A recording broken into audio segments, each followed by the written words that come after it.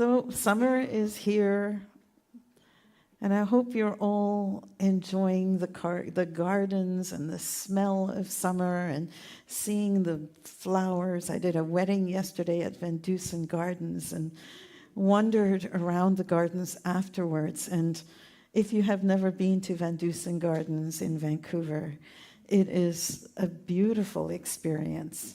The thing I really like about it is that it's not overly manicured. Like, it just looks like wildflowers blooming, and it's absolutely gorgeous. And it got me thinking a little bit about how we garden and what do people do to make these beautiful flowers grow. I mean, it looks like nothing's been tended because everything looks so natural. But you know that behind the scenes, there is people going around making sure that there are no unwanted weeds. And then they're making sure that the plants are seeded. They're in the right place. And then they're properly watered.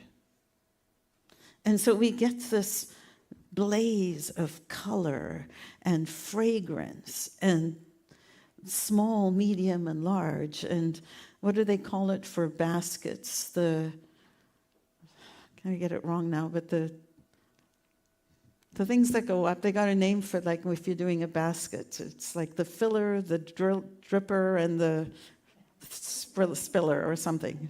Spiller, filler, and something else. Anyway, but they're all, it's actually really artistic. It didn't happen by accident. And yet, it just looks magnificent in its natural beauty. And could that possibly be a metaphor for life? Because, I'm going to go there with looking at these things, and then how can we apply this to our life? What if our life was like a garden, and every day we have the opportunity to tend our garden, to look at what we weed, to look at what we seed, and to look at what we feed. Every day we have this opportunity to tend our garden. What would ours look like? Well, Jesus told a parable. It's called the parable of the sower, and it's found in Luke chapter 8. And it goes like this. He says, starting at verse 5, a sower went out to sow his seed, and as he sowed, some fell on the path and was trampled on, and the birds of the air ate it up. Some fell on the rock, and as it grew up, it withered for lack of moisture. Some fell among thorns, and the thorns grew with it and choked it. Some fell into good soil, and when it grew, it produced 100-fold. And as Jesus said this, he called out, "Let anyone with ears to hear listen." The disciples, sometimes I don't think they were all that smart, just saying. Because they asked him what it meant. And this is what he said. To you, it has been given to know the secrets of the kingdom of God, but to others I speak in parables, so that looking they may not perceive, and listening they may not understand. But here is the parable. The seed is the word of God. The ones on the path are those who have heard, and the devil comes and takes away the word from their hearts, so that they may not believe and be saved. The ones on the rock are those who, when they hear the word, receive it with joy, but they have no root. They believe only for a while, and then in a time of testing, they fall away. As for what fell among the thorns, these are the ones who hear, but as they go on their way, they are choked by the cares and riches and pleasures of life, and their fruit does not mature.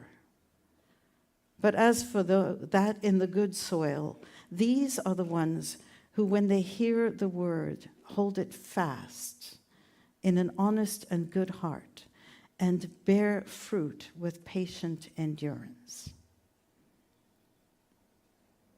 Can you see yourself as a seed? Have you ever been any one of those?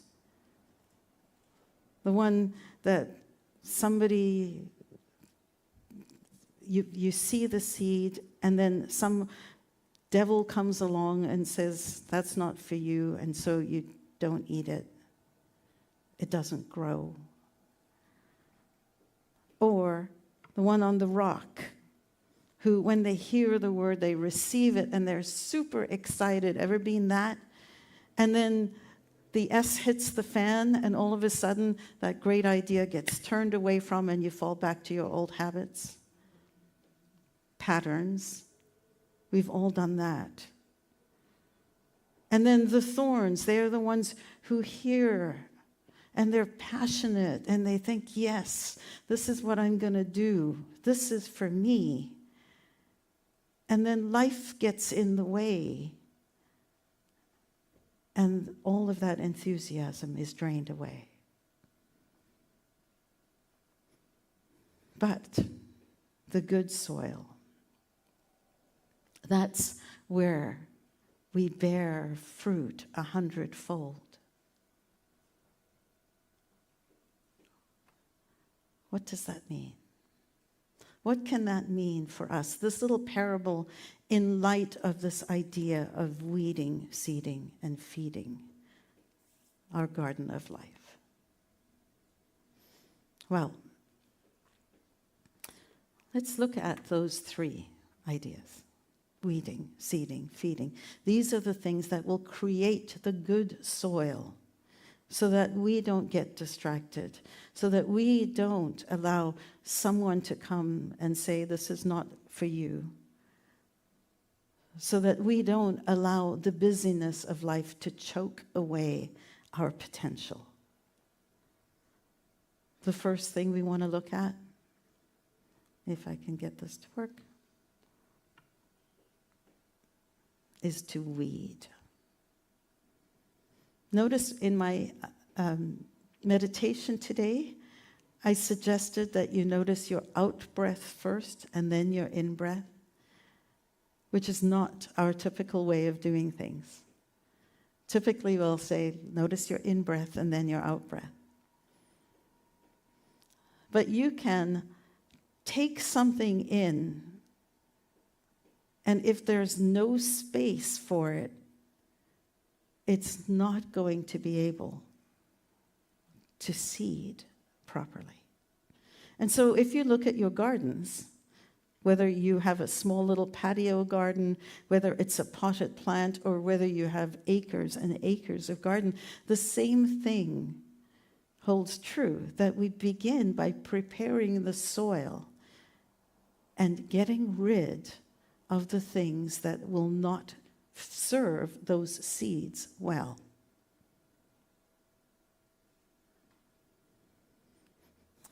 And one of the ways that we do this is by using something simple, like what Marie Kondo did in a movement that happened like 5 years ago, where she was talking about the life-changing magic of tidying up. And she was talking about physical space, but the same is true for mental and emotional space as well. And the question that she asked was just so simple that it was almost like, how can it be so easy? The question she asked was, when you look at something, does it spark joy? And in the external, that was easy, although I don't know about you, but that's me. I could have taken this of my closet and my desk. And I promised myself after reading her book 5-6 years ago that I was going to do this, that I was not going to have a situation that looks this busy. And it worked for a little while, but then I look at everything, I'm like, well, I like that, and I like that, and I like that it all sparks joy. But what's true is that what isn't joyful is going and trying to find anything in that disaster. So it doesn't really spark joy. So why is it important to weed the external, like the actual physical stuff? For some, it may honestly not matter. But I know that when I walk into a show home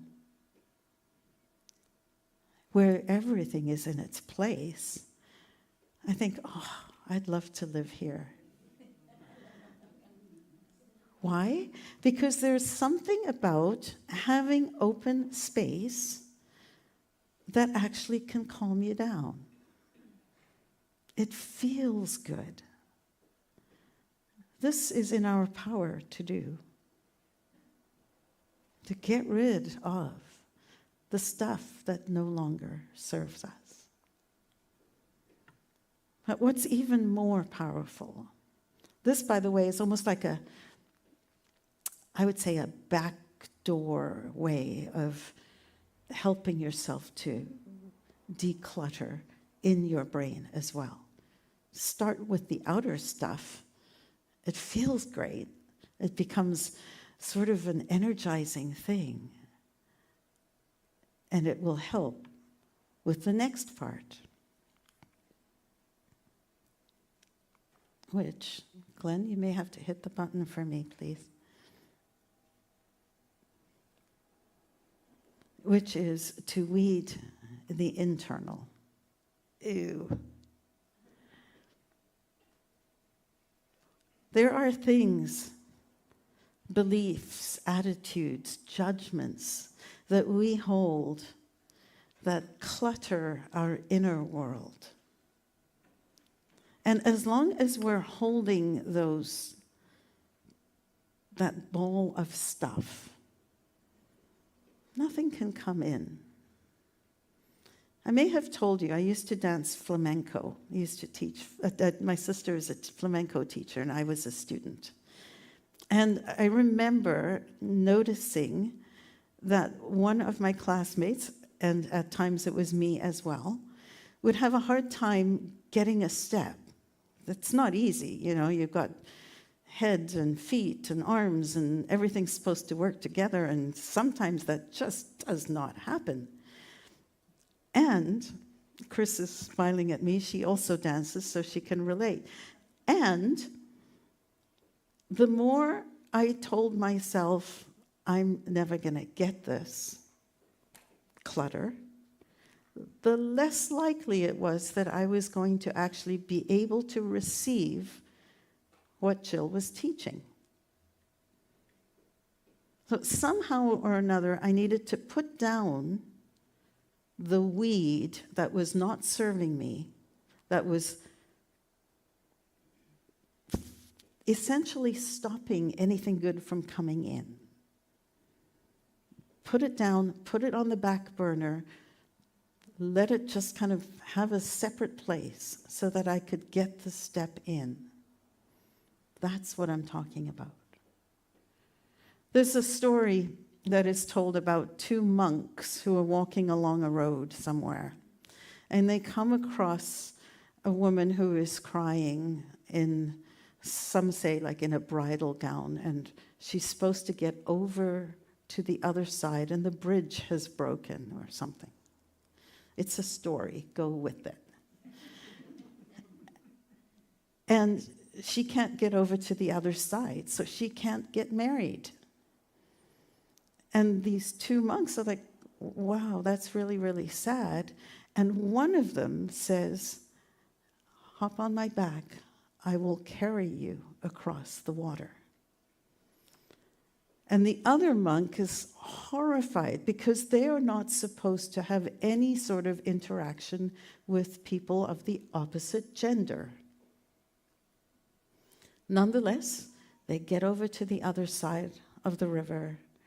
The monk who's carrying the woman puts her down gently on the riverbed, and off she goes to her wedding, and off they continue on their road, on their journey.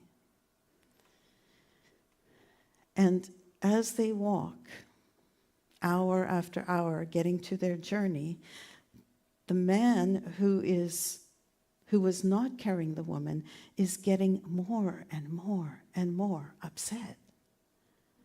And finally, he can't stand it anymore, and he turns to his fellow monk and he says, how could you do that?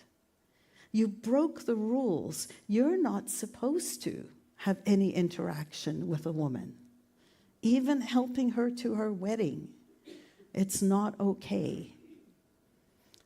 To which the monk who carried her said, I put that woman down hours ago on the riverbank.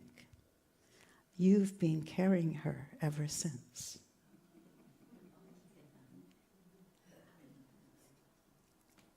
What are some of the things that you've been carrying that no longer serve you, that you could leave at the riverbank? It may be something to do with a childhood experience or a parent experience or a work experience or a relationship experience. If it's done, put it down at the riverbank. As my friend Martha says, if the horse is dead, get off it. But sometimes we carry these things so much. Weed it out of your life. It no longer serves you.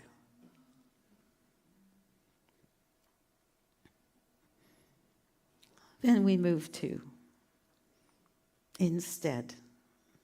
Again, Glenn, if you could, please. Let's move to seeding. When we've weeded, we've cleared a space for new possibilities to come in. And that can be super exciting. And what does it look like? Because it can also be kind of scary, like, what am I going to put in here? Well, think of your seeds as examples, as your words. So what are you going to seed?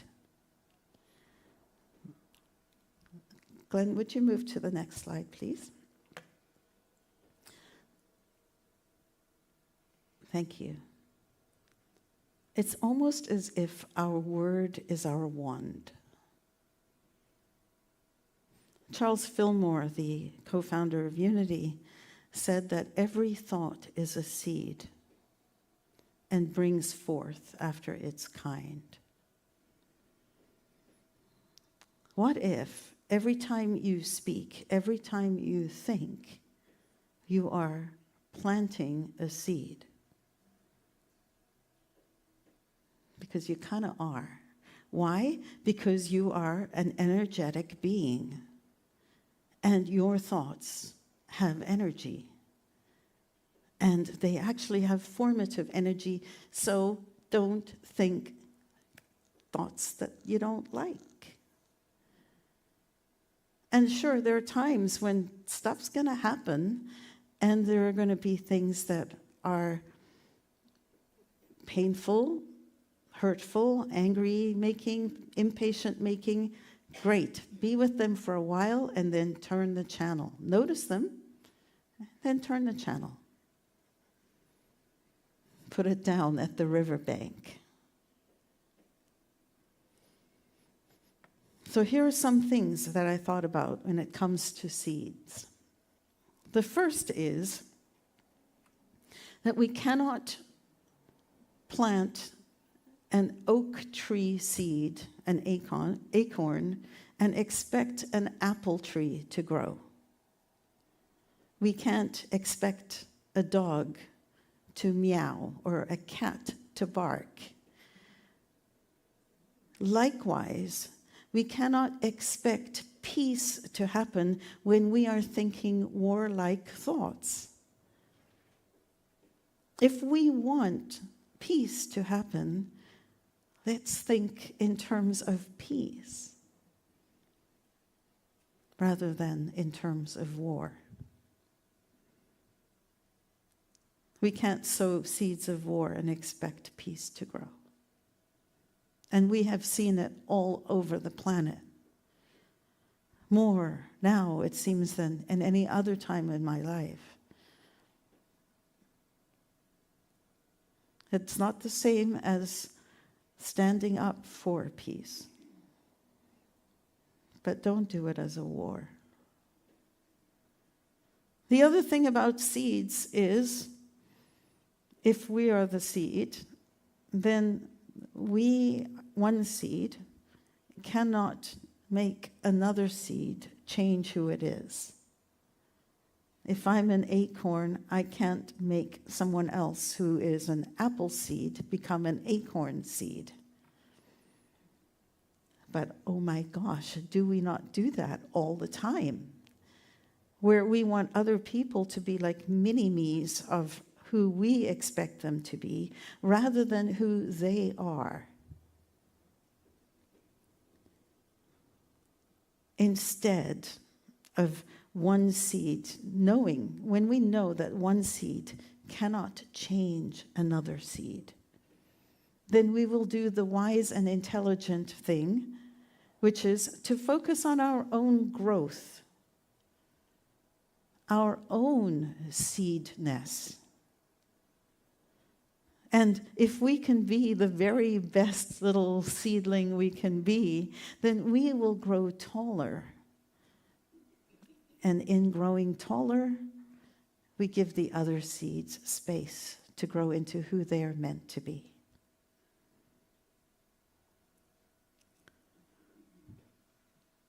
And here are some of the words that we can use for this. One is, do I spark joy in what I'm saying, in how I'm showing up, in the attitude that I have when I walk into a room, when I wake up in the morning, when I'm going through my day and standing at that grocery store lineup and tick-tock, my time is valuable. Do I spark joy? My dad was the best at that I've ever seen.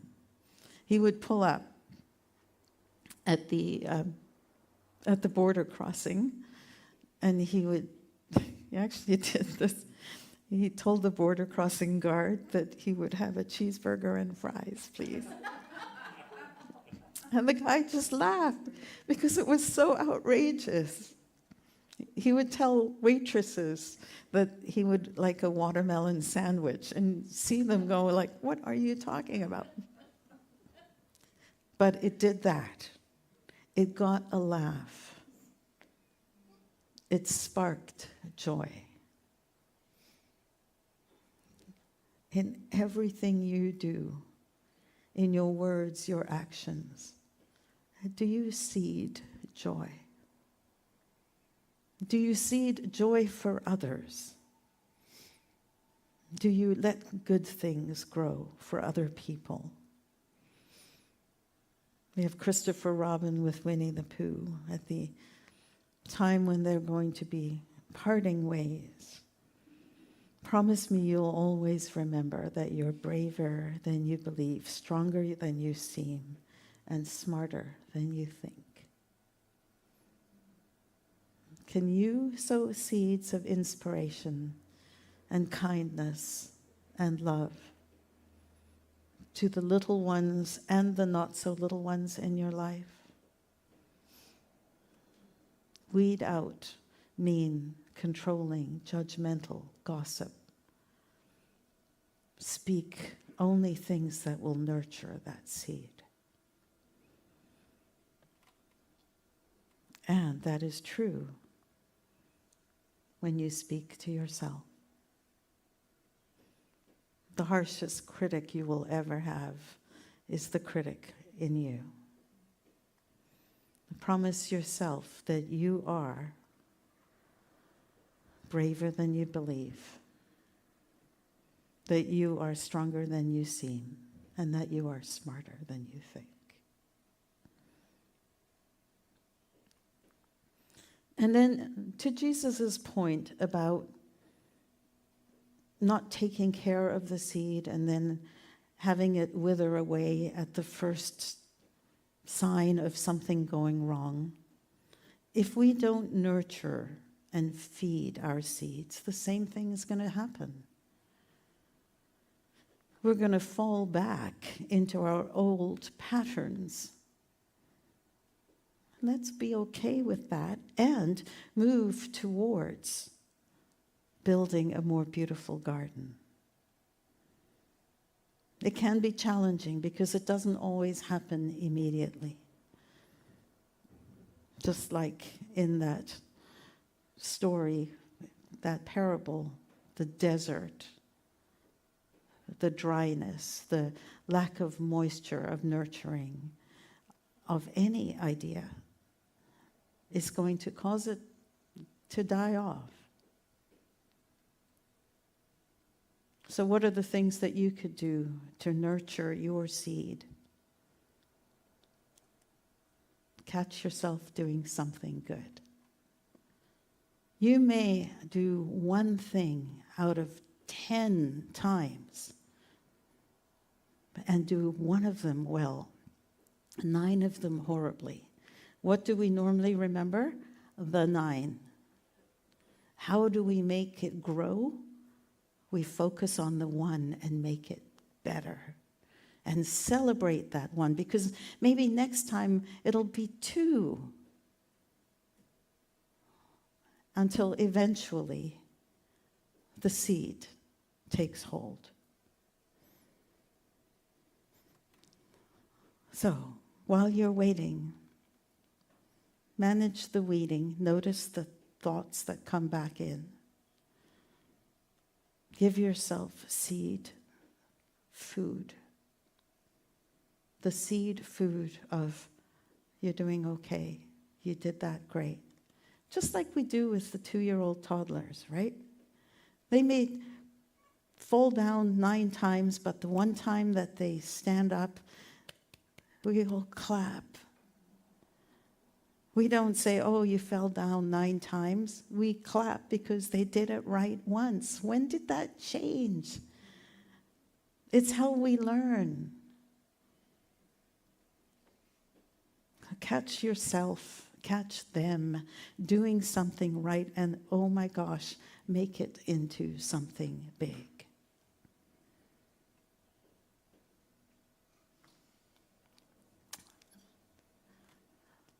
Remember to look to the light. Remember to look to lightness and let the good things grow. Keep the best. Turn away from the rest. This is the way that you weed, seed, and feed your garden of life. I bless you all so much.